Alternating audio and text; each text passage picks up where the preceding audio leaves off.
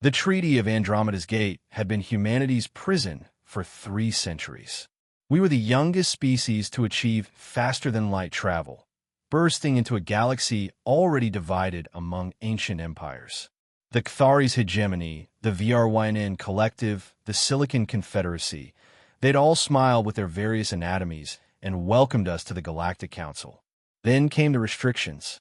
For your own protection, they'd said, no more than 50 colony worlds, no warships exceeding cruiser class, no access to hyperspace lanes beyond Sector 7. We'd signed, grateful just to have a seat at the table, to trade and learn from species who'd been traveling the stars since Earth's dinosaurs walked. But humanity has never been good at staying confined. Captain Maya Okonkwo remembered her grandfather's stories about the treaty signing, how the human delegation had celebrated while the other species exchanged knowing glances. They'd done this before, she realized now, caged a dozen younger races the same way. What they hadn't counted on was humanity's gift for chaos. While we couldn't build dreadnoughts, nothing stopped us from developing the quantum entanglement network that now connected every corner of the galaxy instantaneously. While we couldn't expand beyond 50 worlds, those worlds became trade hubs so vital that economic collapse would follow their closure. While we were banned from certain hyperspace lanes, we mapped alternative routes through unstable space that cut travel time in half. Passages only human pilots, with their peculiar risk-taking psychology, dared to navigate. The VRYNN tried to renew the treaty when it came up for review. That's when everything changed. Renewed on what grounds? Ambassador Chun had asked the council. Protection? We've saved Cathari's colonies from stellar radiation when their ships couldn't navigate our routes. We've negotiated peace between the Silicon Confederacy and the methane breathers when centuries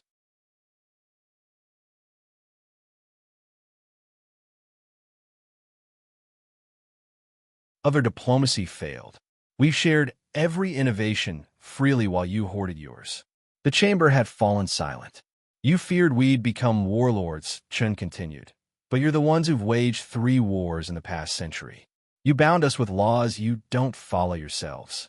The vote failed. For the first time in council history, a treaty wasn't renewed. Within a decade, everything changed. Human ships, no longer restricted, spread across the galaxy not as conquerors, but as the indispensable connective tissue of galactic civilization.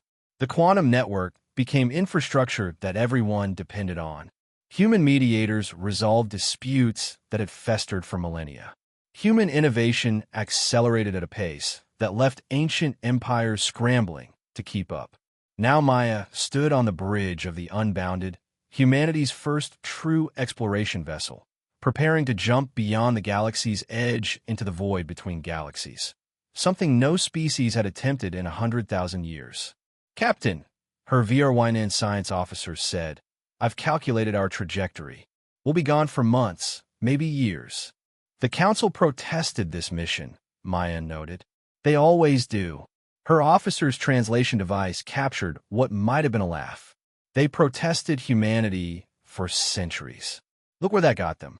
Maya smiled. The other species still didn't understand. We'd never wanted to command the galaxy. We just refused to be commanded. And somehow, in breaking free of their careful cage, we'd become what they'd needed all along. Not rulers, but pioneers who reminded an ancient galaxy how to dream again. The stars awaited. Humanity, once bound, now led not through force, but through the simple audacity of refusing to accept limits.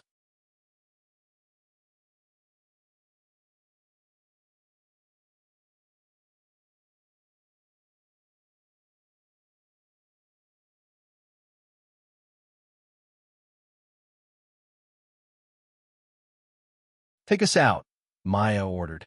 Let's show them what's possible. The Unbounded leaped forward into the unknown.